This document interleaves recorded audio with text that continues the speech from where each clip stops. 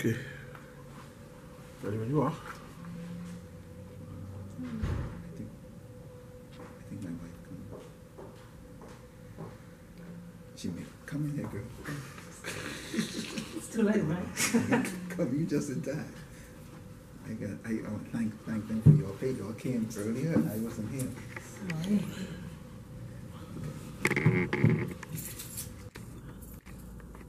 We ready to go? Right now. You on? Yes, ready when you are. Okay. Okay, so for the record, state your first name, last name, and your title in this capacity, and go ahead with your statement. I am Pastor Eddie Victor, President for the Coalition of Concerned Citizens. The Coalition of Concerned Citizens was birthed out of the economic and social oppression that exists on the island of Grand Bahama. For years, consumers have had to bear the weight of high electricity rates that have proven to be destructive to our economy and an impediment to the investments on Grand Bahama. Systems that increase financial burdens on citizens are systems that must change. Today, the Coalition is very concerned about a recent notice received in customers' water bills concerning an increase in rates for water supply and sanitation services. Based on information we have received, sanitation rates increased on January 1st, 2019, and water rates will increase on February 1st, 2019. The rate of increase is an average of 5% for both water and sanitation. This increase also means that VAT on bills will increase, meaning that the total bills for water supply will increase by 5.5%, and sanitation services will increase by 5.6%. It is important to note that there was no public notice in the media about the rates increasing. Neither were there any town meetings or any meetings with stakeholders that we are aware of. Also, water being supplied in West and East Grand Bahama, in our view, should be regulated by ERCA. The responsibility for any regulator is to protect the consumers. The CCC represents and speaks on behalf of the citizens, both residential and business consumers across the island. With the present state of the island's economy, the Regulatory Committee of the Grand Bahama Port Authority, along with all other entities, should seek to hold back on any further increase in rates. Any rate increase on Grand Bahama adds more economic burdens to consumers and contributes to increasing the cost of living. Economic development in Freeport is one of the responsibilities of the Grand Bahama Port Authority, and this will not be achieved by increasing the cost of doing business. The Coalition has sent a letter to the Regulatory Committee of the Grand Bahama Port Authority requesting a meeting to discuss these concerns. And as I brought here an actual, this is an enlarged copy of my bill, my water bill, where I got notice. That's when I received the notice of the increase. And so I had to enlarge it because it's written very small print when you look on your bill. It says effective January 1st. Yeah. This says, please on February 1st. Okay. Yeah, we have checked and they've confirmed that sanitation rates increased in January, but the water bill, it'll be implemented February 1st. All right? And you know, I note the percentage increases which I stated. Now, so the issue is just, was in any public notice? There wasn't no public notice discussions, and the regulator increased rates during a time when the economy is very challenged in Grand Bahama. And one of the responsibility of any regulator is to protect the consumer. And so I show you this, but I also had to pull this up today. I didn't have this yesterday, so I'm kind of glad we got a little delay. Here is the rate increase that took place for electricity in 2016.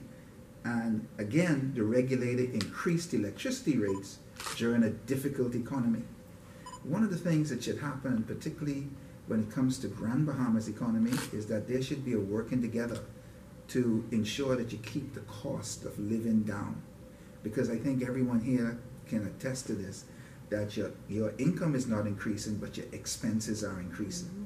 And so what happens with the systems that have been operating on our island, and indeed throughout the Bahamas, is that any time that an entity or group, be it business or even government, when they need to increase income, what they do, they increase rates, they increase the burden to the consumer. And that's what we have going on here. There's more burdens now that have been put upon residents, it's been put upon the businesses. And if you keep increasing rates like this and costs increase, it's passed on to everybody. So there's a domino effect that takes place when you increase rates like this. Mr. Russell?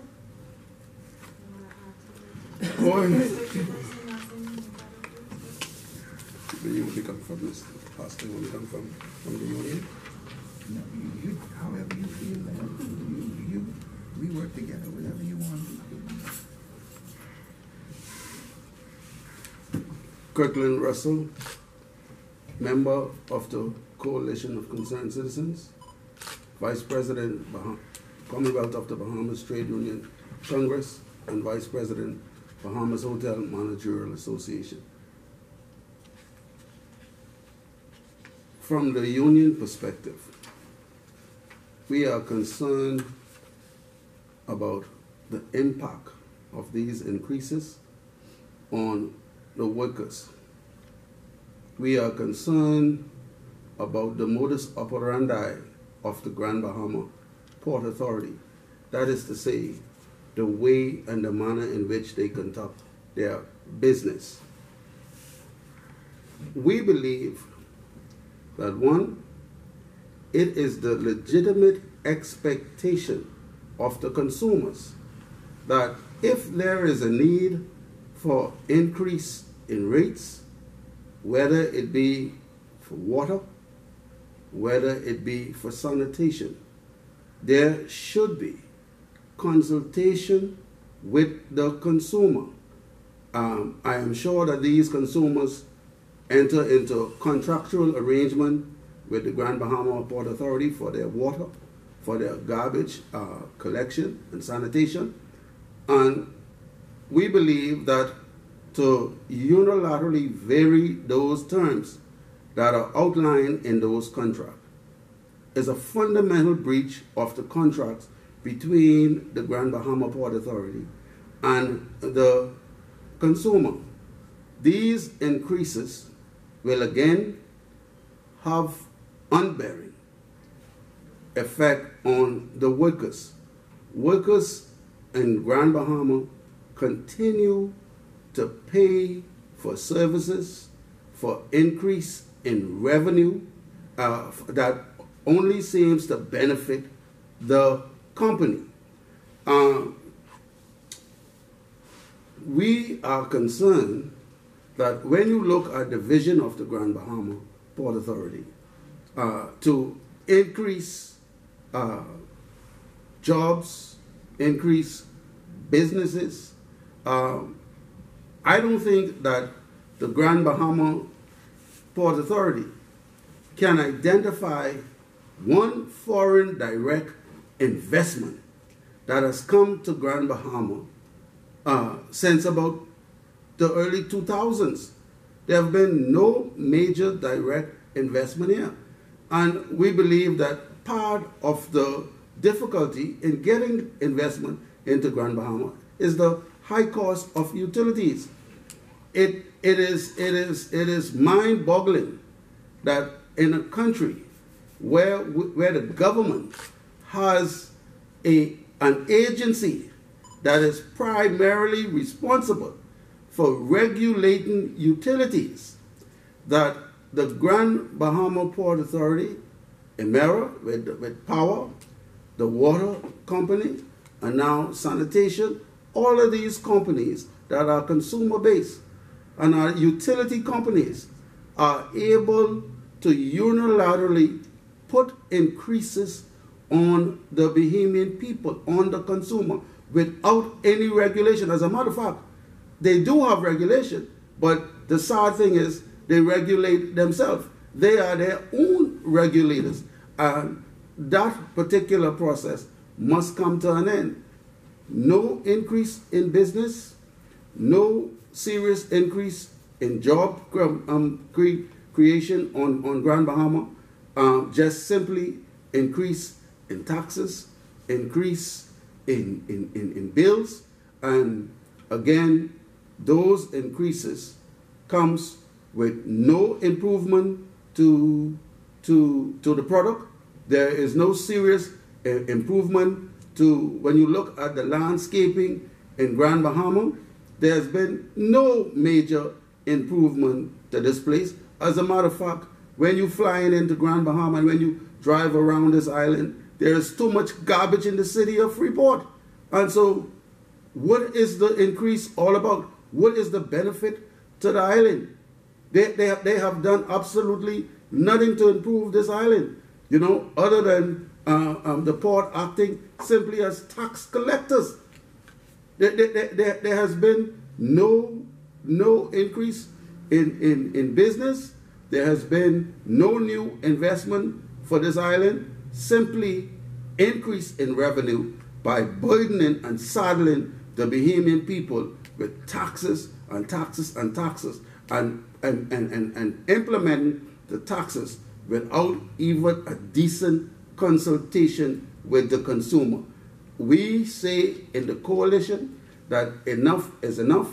We call the port to reconsider these taxes until there's consultation with the government and the people and the citizens of Freeport collectively.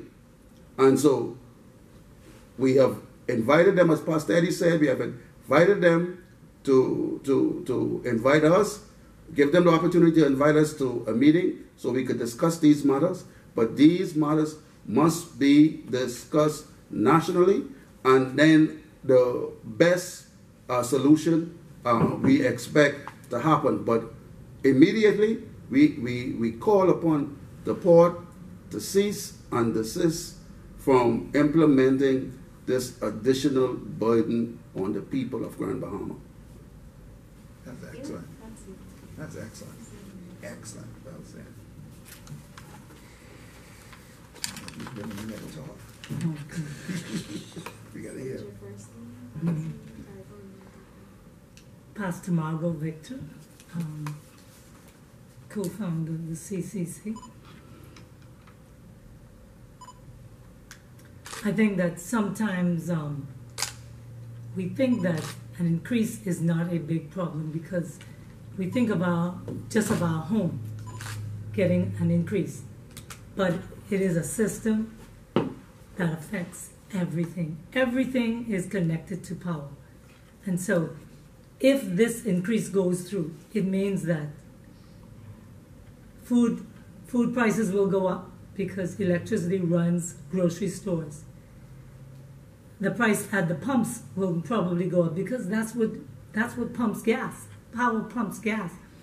And so everyone, the whole system needs to be more conscionable. I think we need to do business with a conscience. And if the Grand Bahama Port Authority is going to allow this rate to go up, then there should have been consultation so that there is a cost of living increase that goes simultaneous with an increase like this. I don't know when last I've heard of a cost of living increase. I used to hear of it in the 80s and the 90s, and it supported people as prices go up, but it hasn't been heard of in a very long time. And this is what's creating poverty and so much stress, economic stress, because prices, the cost of living is going up, but the system is not giving workers throughout the country some cost of living increase. Yes. How do we continue to buy homes? How do we continue to maintain our families with food and utilities if there is no simultaneous cost of living increase and minimum wage increase? Yes. That's really good. If the application is presented, you guys get to discuss the model. How would you present your case in that? Well, we would focus. Get the mic.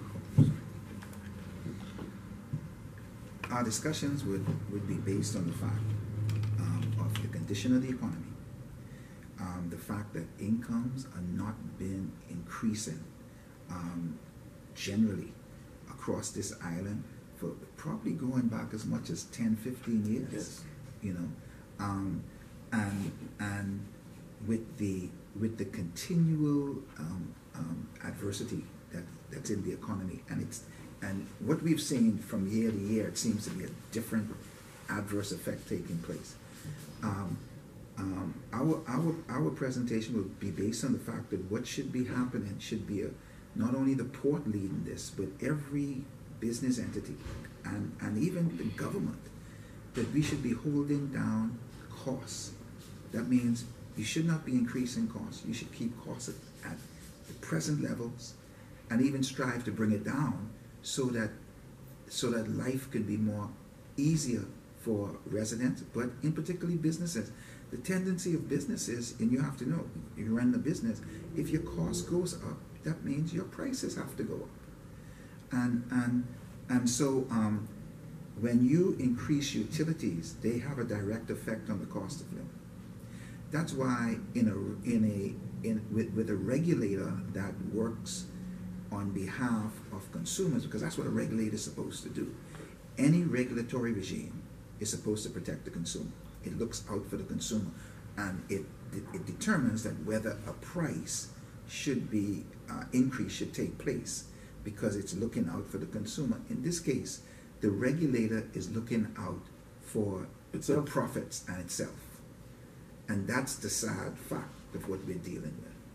And you see, if we go back to the Hawkesbury Creek Agreement, there's certain things spelled out. But one of the things that is even in the Hawkesbury Creek Agreement is that as the city grows, it becomes a municipality. If it becomes a municipality, that means now that people are living in the city, and you must then have some means of consultation with the people in the city and also the licensees. In fact, in the Hawkesbury Creek Agreement, there's a provision that allows the licensees a certain percentage to actually change things in the Hawkesbury Creek Agreement. So that means you should be consulting with the businesses, with the public, before you go ahead and implement an increase. And especially in this manner, it came in my bill. If I didn't really look at this bill, I wouldn't really know right away. You see, and so that's what we would discuss. And let me tell you what we can base that on, because I brought this chart with the increase in power in 2016. When the rate application was being submitted by the power company, it was responsibility of the Port Authority to publish the rates. Because of our agitation, the rates were published. And we had 3 meetings with the Port Authority to discuss this. And despite the overwhelming opposition from both residents, the Chamber of Commerce, the hotels, the Port Authority went ahead and approved the increase of electricity rates. All right, so based on how the rate application was dealt with, there should have been a similar approach when it comes to the water and sanitation services. Even to go further on the response that Pastor Victor would have given you, this can be considered even a breach of their own act, a breach of the Hawkesbury Creek Agreement, because as it relates to utilities, there is an article within that agreement that does not permit the Grand Bahama Port Authority from being huge reapers of profits. These utilities are not intended in Freeport, in the city of Freeport, to be about profit. These are there to assist the consumer and to assist businesses. These rates should be lower than normal rates within the region, in the country, so as to lure business to the city of Freeport. What has happened over the years is they have abandoned that provision in the agreement, and the utility companies, where there have been power, where there have been water, where there has been sanitation, is not about providing service, but it has become about profit. And that is against the Hawksbill Creek Agreement. And so we have a lot of various positions that we will take to them whenever they accede to our invitation. And let me just say something just to have you all think a little bit, because it's somewhat historical. The Hawksbill Creek Agreement was signed in 1955. We are 33. Sorry, there is about 37 more years left in the agreement. 36, 37. And which means now, if you really look at it in the whole big picture, it means that at this point, this city should be bustling and in full operation. That's right. And now you're winding down in your agreement.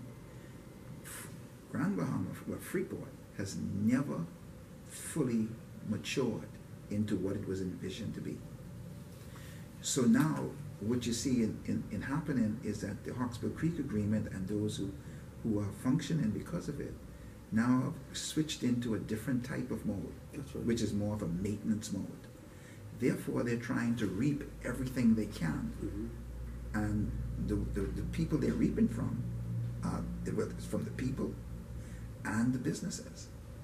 And it doesn't make any sense anymore. And that's why the necessity for us to just fight for no further increases in any place, anywhere in the city, that we need to keep prices down.